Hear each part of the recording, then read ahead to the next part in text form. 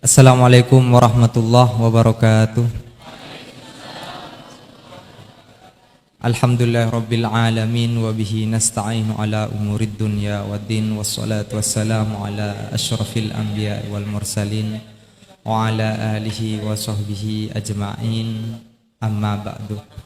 Rabbi shrah li sadri wa yassir li amri wahlul 'uqdatam min lisani yafqahu qawli waj'al li wazira min ahli. Allahumma aftah lana hikmataka wansur alaina rahmataka min khazaini rahmatika ya arhamar rahimin. Sahabat-sahabat yang berbahagia, terima kasih sudah hadir dalam acara ngaji bareng bersama Gus Baha. Terima kasih juga kepada sahabat-sahabat Mahat Ali, alumni dan simpatisan yang saat ini sedang meramaikan pengajian secara online, masih di channel Mahat Ali. Sebelum saya buka, ada dua hal yang ingin saya sampaikan kepada narasumber kita.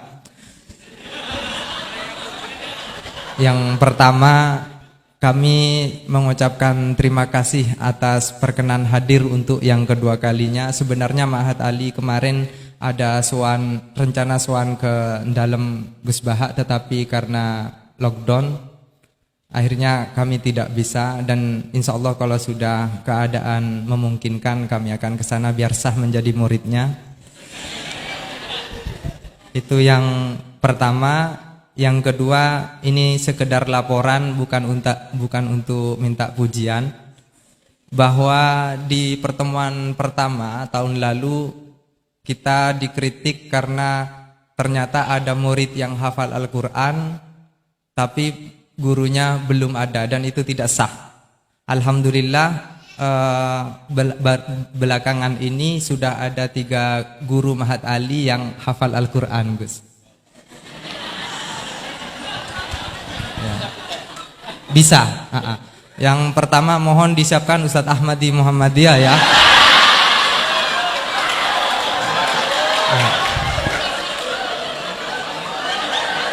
Beliau sudah hafal Al-Quran 30 tahun yang lalu, juga guru sini. Dan yang kedua Ustadz Miftahus Surur, kurang lebih 18 atau 20 juz. Terus yang ketiga Ustadz Wandi, kurang lebih 15 sampai 17 juz.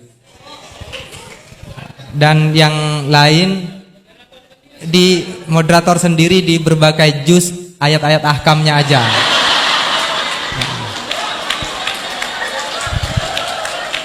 Dan juga sebagai laporan, Ustadz Herudin sebagai sekretaris Mahat Ali Situbondo sudah membuat ancang-ancang peraturan bahwa musrif atau pembina di Mahat Ali itu sekurang-kurangnya menghafalkan ayat ahkam berikut beberapa juz yang kelak nanti ditingkatkan menjadi harus 30 juz. Tetapi ada yang kurang baik. Setelah itu aturan itu berlaku untuk yang daftar jadi dosen. Kalau yang sudah jadi dosen bagaimana Ustadz Herudin? Ustadz Herudin mengutip Al-Baqarah tentang ayat riba itu, Gus. Faman ja'ahu mau'idatum mir rabbih fantaha falahu ma salafa. Jadi yang sudah udah itu amruhu ada ilallah. Jadi bersyukurlah saya sudah masuk sebelum ada syarat-syarat itu.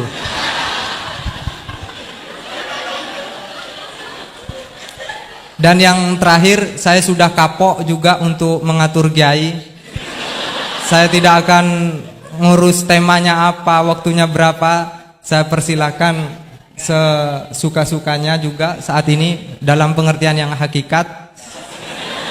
Bukan hanya karena kapok ngatur ya, tetapi juga beliau sudah berjanji tidak akan lebih 45 menit tahun lalu. Jadi ini hanya soal menagih janji saja.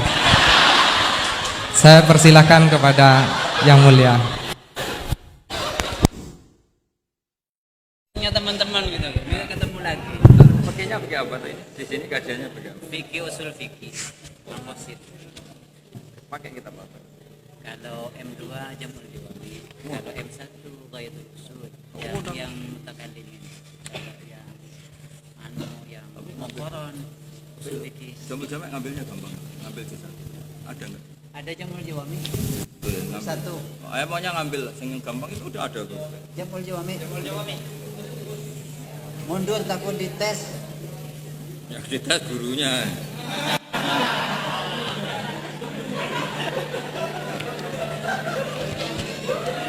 Siapa nanti yang dites Qurannya? Kamu ya?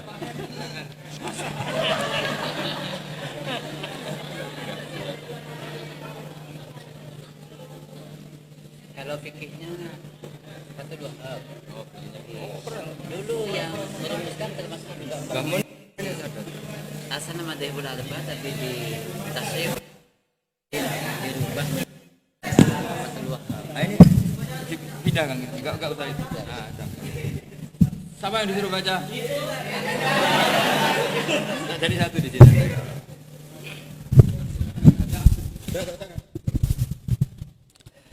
Assalamualaikum warahmatullahi wabarakatuh. Bismillahirrahmanirrahim. Allahumma sholli wa sallim ala sayyidina Muhammadin wa ala alihi washabihi ajmain. Amma ba'du. Semoga semua di sini dimaafkan Allah taala.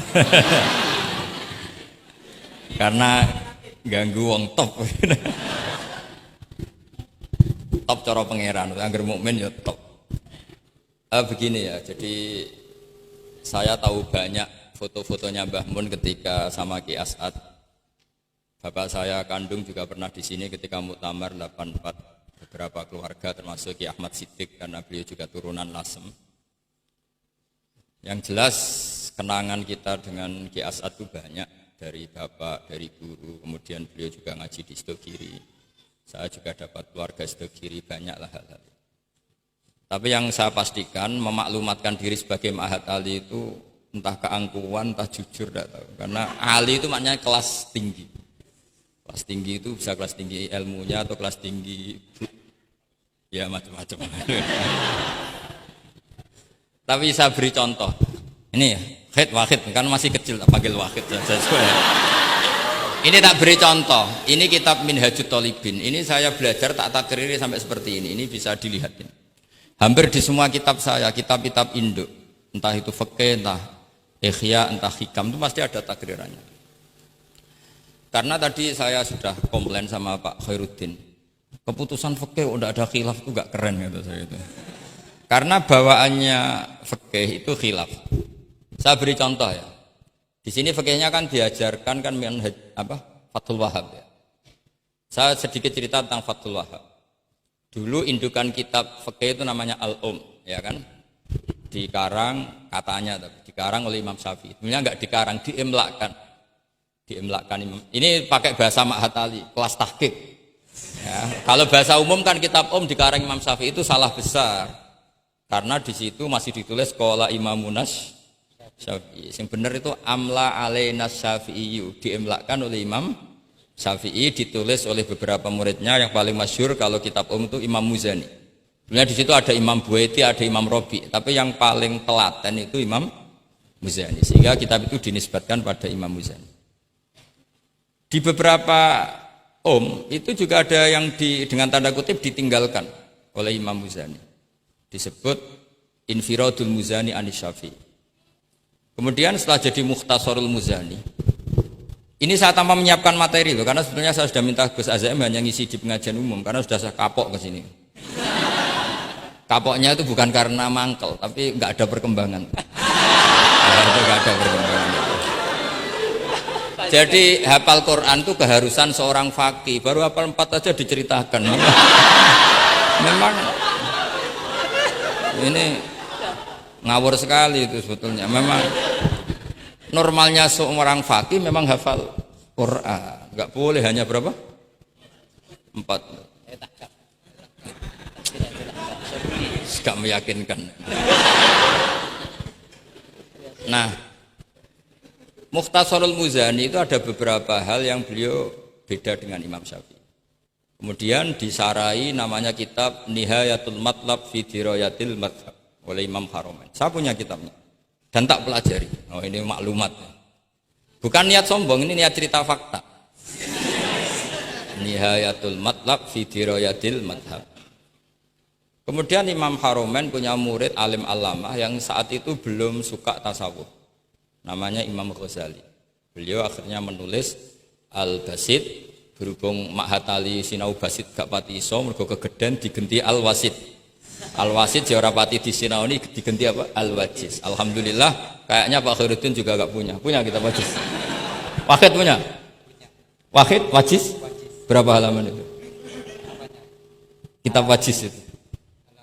Berapa halaman? Tebelnya aja kira-kira seberapa tebelnya? Ya tebelnya seberapa? Kalau nggak tahu isinya paling nggak tahu tebelnya. harganya masih ingat ya? Kalau nggak tahu isinya tahu harganya ya. Cetakannya DKI apa? Iya, ya, ingat dia kalau uang ingat dia. Jadi bawaannya orang nggak bakat soleh itu kalau uang itu ingat. Terus setelah itu diringkas lagi sekaligus ada kritik tertentu, komplain tertentu disebut al-muharrar. Jadi memang syaratnya fikih itu harus ada yang komplain karena nggak bisa final. Disebut apa? Al-muharrar. Al-muharrar itu ya sudah dinamain al-muharrar yang sudah diteliti oleh Imam Rafi'i. Ada yang komplain lagi ya setengah sarah tapi setengah komplain. Namanya Minhajut Thalibin. Minhajut Thalibin dikomplain lagi di era Syekh Zakaria Al-Ansari. Dari masdar dengan jamak mudzakkar salim diganti manhajut tullab. Ya maknanya sama, minhaj sama manhaj maknanya sama, Thalibin jamak mudzakkar salim, tullab jamak taksir. Jadi asli ini yo cara Jawa mau akal-akalan tok, Minhajut Thalibin jadi manhajut tullab. Kemudian manhajut tullab itu dikarang sangat ringkas. Sehingga yang baca itu tidak paham. Mu'alifnya akhirnya dengar-dengar kalau anak-anak Mahatali itu tidak paham. Akhirnya terus manhajut tullab disarai sendiri oleh Syekh Zakaria Al-Ansari. Jadi Fathul Wahab. Loh alhamdulillah ya masih banyak yang enggak paham. Padahal sudah sarah. Harusnya sarah kan gampang. Ya tidak paham itu bagus kan kita ngaku tidak paham tawadhu. Daripada ngaku paham enggak paham mendingan ngaku enggak paham kan. Kemungkinannya dua kalau ngaku nggak paham, mungkin tawaduk, mungkin betul adanya. Yang kedua lebih. Nah saya cerita sedikit tentang kenapa fikih itu harus ada dan selalu ada khilaf. Karena itu masalah furu'iyah, apa? Saya beri contoh, ini kitab Minhajut Thalibin dan saya punya catatannya banyak. Oh sampai gini, sampai sarah-sarahnya punya. Terus catatannya ya banyak. Saya bangun tidur saja bisa, saking seringnya belajar. Dan saya alhamdulillah tidak punya masalah ingatan. Jadi kadang banyak guru punya masalah apa? Ingatan. Tapi tidak perlu dianggap harus kemana gitu, ke rumah sakit apa, tidak perlu, nggak ingat gitu. Misalnya sampai tak kasih tahu, siapa paling pintar jagomu tak bedaan. Yang namanya sujud misalnya. Sujud itu apa coba? Secara lughat. Wat'ul jabha alal ardi. Sehingga Imam Rafi'i berpikir sujud itu asal ada wat'ul jabha alal ardi ya sah adanya. Dan beliau mengklaim, ini saksinya Pak Khairuddin ini, wasabe as-sujud wa aqalluhu mubasyaratu ba'di jabati musallahu. Ya. Beliau hanya mengatakan wala yajibu wat'u yadaihi wa rukbataihi wa qadamaihi fil azhar. Wala yajibu. Ini kalau enggak percaya, kapan baca? Masih tarahum bisa ya? Coba baca. Wala yajibu coba wat'u yadaihi pakai nada Indonesia jangan nada negara sebelah coba. Wala yajibu Wat'u yadaihi wa rukbataihi wa qadamaihi fil azhar. Jadi menurut Imam Rafi'i ketika sujud itu tidak harus wat'ul yad, tidak ada wat'ul rukbah, tidak ada wat'ul. Nah, karena secara lughat yang namanya sujud itu ya seperti itu, wat'ul jabha. Dan sujud itu sudah dikampanyakan sedemikian rupa bentuk apa ketertundukan tertinggi yaitu dengan wat'ul jabha. Artinya posisi kepala di bawah pantat. Tapi terus Minhajut Thalibin, padahal Imam Rafi'i ketika ngarang itu menyebut fil adhar dalam kitab Al-Muharrar. Terus kultu kata Imam Nawawi al-adhar wujubuhu. Ya masyhur kan karena Imam Nawawi berdasar riwayat umirtu an asjuda ala sa'wati azumin al-jabha wal yaden warubbaten wal qadam. Saya baca lagi ya, umirtu an asjuda ala sab'ati azumin, apa al-jabha wal yaden warubaten wal qadamen. Nah, andekan Imam Rafi'i ketemu Imam Nawawi, kamu ikut kubu siapa? Nawawi kan? Nah, sekarang oke, berdasar riwayat dan praktek guru-guru kita semuanya seperti itu. Kalau sujud melibatkan 7, oke, itu berdasar riwayat dan berdasar perilaku guru-guru kita. Oke, secara sanad kita tidak punya pilihan, pasti seperti itu, ikut guru. Tapi kalau pertanyaannya dibalik, saya ulang, pertanyaannya dibalik, min asbabir riddah itu adalah sujud li sonamin. Kira-kira kalau ada orang sujud hanya watul jabah li sonamin, sudah murtad apa belum? Murtad kan? Loh enggak, sudah murtad belum? Termasuk murtad kan sujud li sonamin atau li ghairillah. Kira-kira untuk murtad syaratnya melibatkan 7 anggota apa cukup watul jabah?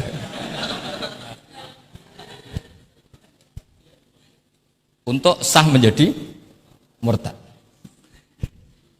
Nggak, misalnya kamu, jangan kamu lah, kamu potongan tidak mungkin murtad, insya Allah lah.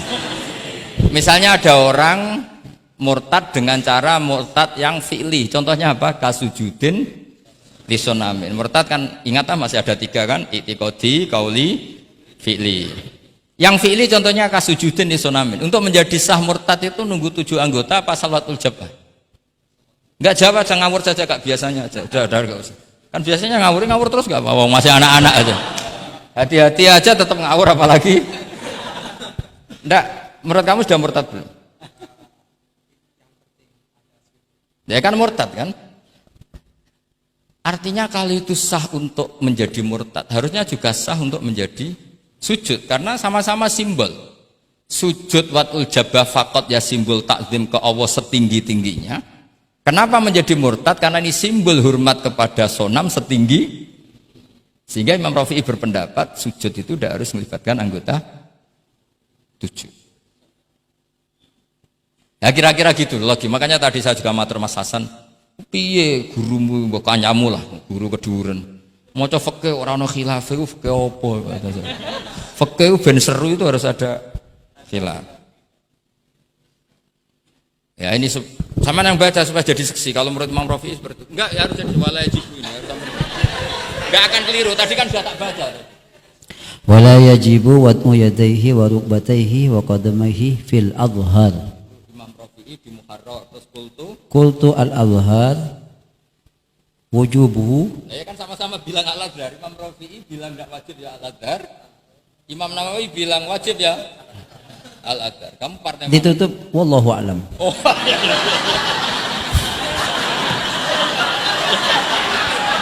Enggak ada, Gus. Ada walam. Enggak, wallahu a'lam. Aduh, ini enggak ada penggantinya.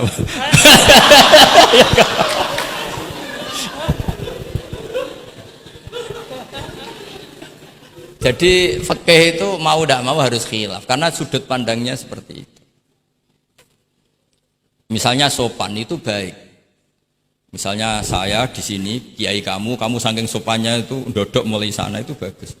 Tapi nak kiaimu apa kepleset terus kue sopan. Sedang kiaimu kesemper lagi dok. Sehingga kita sebagai kiai itu mikir sopan itu bagus. Tapi kalau berlebihan kan tidak efektif kan. Cong aku pengen jedeng tuntun kayak kokono.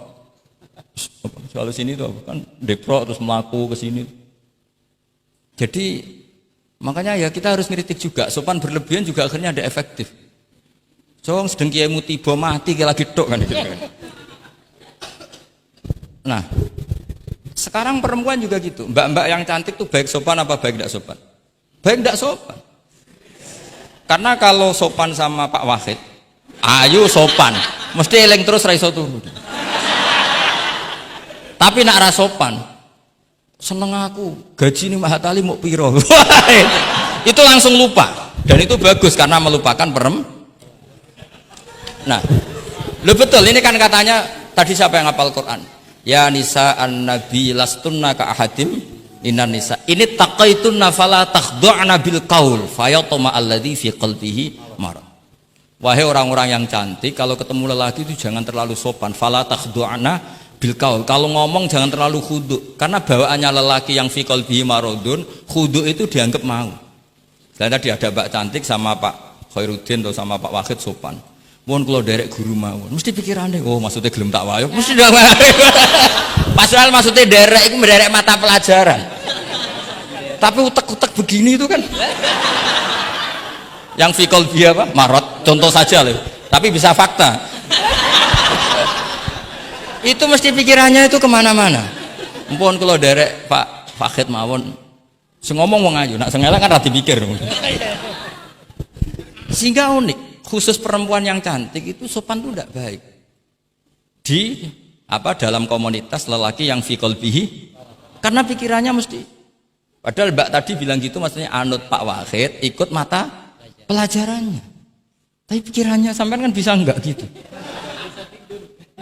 Fala takhda'na bil qawli fayatma allazi, itu hebatnya Quran. Jadi psikologi lelaki juga dibicarakan. Bawaannya lelaki kalau ketemu perempuan cantik kok sopan, kok memberi harapan, itu terus golek dukun mahabbah nih. Kayak apa pinternya Quran? Lah ini sayangnya yang hafal baru 4. Padahal saya satu mobil saja tadi hafal berapa Gus? Pakai satu mobil. Karena pondok saya memang pondok tahfidz. Jadi yang derekno saya banyak yang hafid. Jadi satu kelas kalah dengan satu mobil. Supir saya hafal Quran, penderek saya hafal Quran, yang bawakan tas ya. Oh, kalah jauh itu sudah. Yang satu kiai tidak hafal Quran. Iya, memang pondok saya pondok tahfidz karena memang pondok tahfidz. Jadi seperti itulah.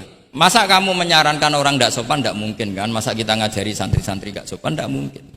Tapi kalau kamu ajari sopan, khusus yang cantik, ketemu lelaki yang seperti itu, akibatnya fayat ma'alladzi fi qalbihi marad. Makanya di sarah-sarah atau di tafsir-tafsir sampai ada penjelasan wa yusannu lil mar'ati takhlidu sautiha. Perempuan disunatkan menebalkan suaranya untuk menghilangkan rasa apa? Syahwat lelaki tadi. Wis paling enggak misalnya enggak mau nebalkan ya judes. Misalnya ketemu Pak Wahid, Mbak apa yang di? Gak urusanmu. Oh itu mesti langsung lali. Nah, tapi nak jawab lah, badhe napa ngersakno napa nggih kula tak derekno jenengan riyen. Wah bahaya ya. Padahal maksudnya derekno itu ya mata pelajaran, tidak ada hubungannya dengan mau dinikah. Tetap muni naudzubillah lah kalau itu. Nah itu fikih. Jadi fikih itu menginduk ke usul fikih. Tapi usul fikih sendiri itu kalau tidak ngerti fikih jadi itu jadi liar. Karena khayalnya lebih tinggi. Makanya banyak orang yang pengagum usul fikih itu jadi liberal karena terus terlalu banyak khayal. Maka pondok-pondok itu harus ada fikih dan ada usul. Saya beri contoh liar itu begini misalnya. Maqasidus syariah itu kan bisa subjektif. Sehingga Imam Syafi'i itu yang kritik man istahsana faqad syarra'a. Orang yang sering berpikir istihsan faqad syarra'a, maka dia mau berpikir bikin syariat tandingan. Misalnya gini, saya ini kiai yang suka tirakat. Karena dulu misalnya mondoknya itu suka tirakat. Terus santrinya diwajibkan puasa setahun atau diwajibkan enggak boleh makan nasi. Itu bikin syariat tandingan. Karena apa? Tahrimu malam yahrum, mengharamkan sesuatu yang tidak haram, atau mewajibkan ijabu malam yajib. Itu termasuk kriminal cara Sulam Taufik. Loh iya, bahkan Sulam Taufik mengebabkan itu di bab riddah.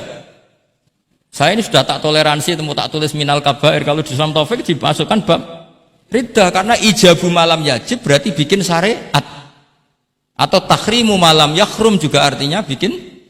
Tidak tahu guru di sini biasanya tahrimu malam yakhrum apa tahrimu malam yuharram. Umumnya bacanya apa? Bisa dua. Ya rodok maju berarti sermayan. Nah, tapi kamu tidak bisa menyalahkan kiai-kiai yang mengharuskan muridnya tirakat karena itu cara untuk kasrus syahwah misalnya, untuk memecah syahwat. Tapi tetap saja nggak boleh mewajibkan karena nanti ada syariat tandingan. Nggak boleh. Syariat ini sudah sempurna, nggak boleh ada syariat baru. Yaitu disebut ijabu malam yajib atau tahrimu malam yakhrum. Maka kata Mbah Mun, resikonya jadi kiai ngalim. Mbah Mun sering guyon gitu. Aku kiai ngalim jadi ribet. Apa ngaramno rokok sing darani halal yo akeh. Dihalalno cah cilik-cilik rokok. Jadi kiai itu kan lebih tunduk ke konstitusi ilmu. Ribet lah, ribet. Misalnya begini, sampean tak bedheki. Assalamualaikum ketika salam, itu yang wajib salam pertama apa salam kedua? Pertama. Itu wajib niat mufaroqah apa niat menghabisi sholat atau mengakhiri sholat apa enggak perlu niat? Nah, mesti ulama berdebat. Karena ketika Allahu Akbar bisa Allahu Akbar demo, bisa Allahu Akbar niat sholat.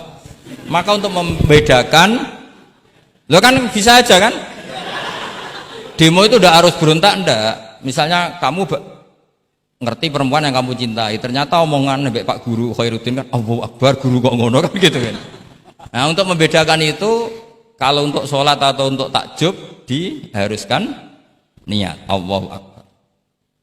Nah, sekarang salam harusnya juga ada pikiran begitu. Ini salam karena ketemu orang, apa salam karena keluar dari sholat. Makanya selalu ada ulama yang berpendapat wajib niatul khurud minas sholat. Karena logikanya kalau Allahu Akbar wajib niat sholat untuk membedakan Allahu Akbar yang wiridan, Allahu Akbar yang takjub, Allahu Akbar yang demo, untuk membedakan itu semua niat. Salam juga gitu, salam mubalek, salam kenalan, salam apa, harusnya pembedanya adalah niatul khurud minas sholat. Makanya saya tadi itu komplain sama Pak Khairuddin, itu Fasul Masail Fikih kok ada khilafnya. Hebat betul orang itu, kata saya itu. Itu yang putih tadi. Oh, yang putri itu. Nah, jadi apa? Kaidah-kaidah seperti itu nggak bisa dihindari, khilaf-khilaf seperti itu nggak bisa dihindari. Ini saya baca ya, misalnya contoh-contoh yang itu mulai apa? Mulai salam ya. Jadi pilihan-pilihan itu, misalnya di salam ana jaza anha, terus asani asyar assalam wa aqalu assalamualaikum wal aso jawa qultu al aso al mansur wa annahu la tajibu niyatul khurud. Jadi ada yang bilang tidak wajib, mesti artinya ada yang bilang wajib. Karena nah, jadi nggak ada pilihan. Setelah ada pembanding itu udah ada. Sekarang begini lagi. Ini yang ulama kadang-kadang ya nyuwun sewu, andekan kita ulama itu kadang ra cocok, tapi cocok ra cocok ya harus didengar, ini ngaji. Ulama fikih kadang ya sembrono, tapi kok muni ngono kualat. Saya ngomong aku wae. Nak darani iktidal, menamai iktidal itu ruknun qasirun ghairu maksud. Julus benas sajdatain atau jalsah itu kan ruknun qasir ghairu. Itu banyak ahli hadis yang komplain. Ini ngawur betul fuqaha itu. Wong rukun kok ghairu maksud. Dan mereka berani bilang itu rukun sing ghairu maksud. Kusida lil fasli, hanya dimaksudkan untuk pemisah. Itu kan yo mangkelno wong rukun kok ghairu. Ternyata ulama itu punya niat begini. Setelah dikatakan ruknun qasir, maka jangan ada pesaing. Yaitu ukurannya apa? Julus jalsah benas sajdatain enggak boleh lebih lama ketimbang tasahud akhir. Tasahud awal sunat bu, jangan ngaji ora khatam. Tasahud akhir apa awal? Akhir, berarti sabtu lisan pinter lah, pinter. Iktidal juga ruknun qasirun, maka enggak boleh lamanya menandingi qiyam lil Fatihah. Ya, sudah jelas ya. Yang jalsah benas sajdatain enggak boleh menyaingi tasahud akhir. Yang iktidal enggak boleh menyaingi qiyam lil Fatihah. Ternyata ulama itu ya mikir, disaingi ku ya ora enak. Ngene kaya kula saingi Khairuddin ya ora gelem. Ora krana sombong, disaingi itu ndak enak. Kecuali level ya. Kecuali level. Level ya hafal Quran ya 30 juz. Itu Jibril bisa demo ke kamu. Memangnya saya hanya nurunkan ayatul ahkam. Enak saja milik. Memangnya selain ayatul ahkam nggak menarik. Itu kalian semua pasti berhadapan dengan Jibril. Coba Jibril nurunkan semuanya apa hanya ayatul ahkam? Kalau saya ketemu kan aman.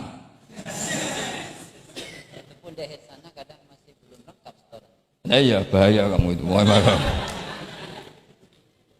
Nah, ketika wajib gak mau disaingin, ini ternyata menginduk ke mazhabnya Abu Bakar As-Siddiq. Di antara sifat Allah paling keren itu la syarikalah. Di mana-mana zat yang top itu gak mau saingan, dan itu normal karena memang gak ada yang setara dengan Allah. Suatu saat Abu Bakar itu pulang. Ini nanti saya cerita fikih banyak. Kamu pasti setelah ini tambah pinter, tak jamin. Bukan barokahnya saya lah, barokahnya Mbah Mun, barokahnya Mbah As'ad gitu. Tapi kena ras sombong yang termasuk barokahku lah gitu ya. Kamu tidak sombong, tapi sombong juga gak apa-apa. Wis biasa salah, orang salah sombong salah liane. Abu Bakar pulang, di situ itu istrinya menyediakan beberapa makanan untuk sahur. Itu marah besar. Apa kamu mau menandingi Ramadan sehingga puasa sunat aja persiapannya seperti ini?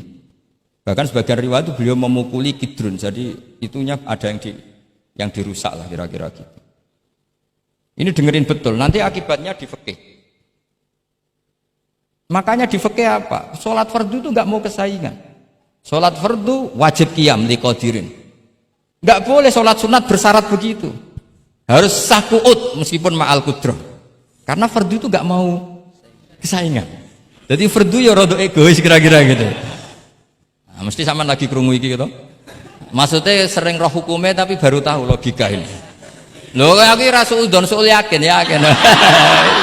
Soal yakin. Karena fardu itu nggak mau. Poso fardu wajib tabyitun niat. Nginep non niat mulai malam. Poso sunat tidak.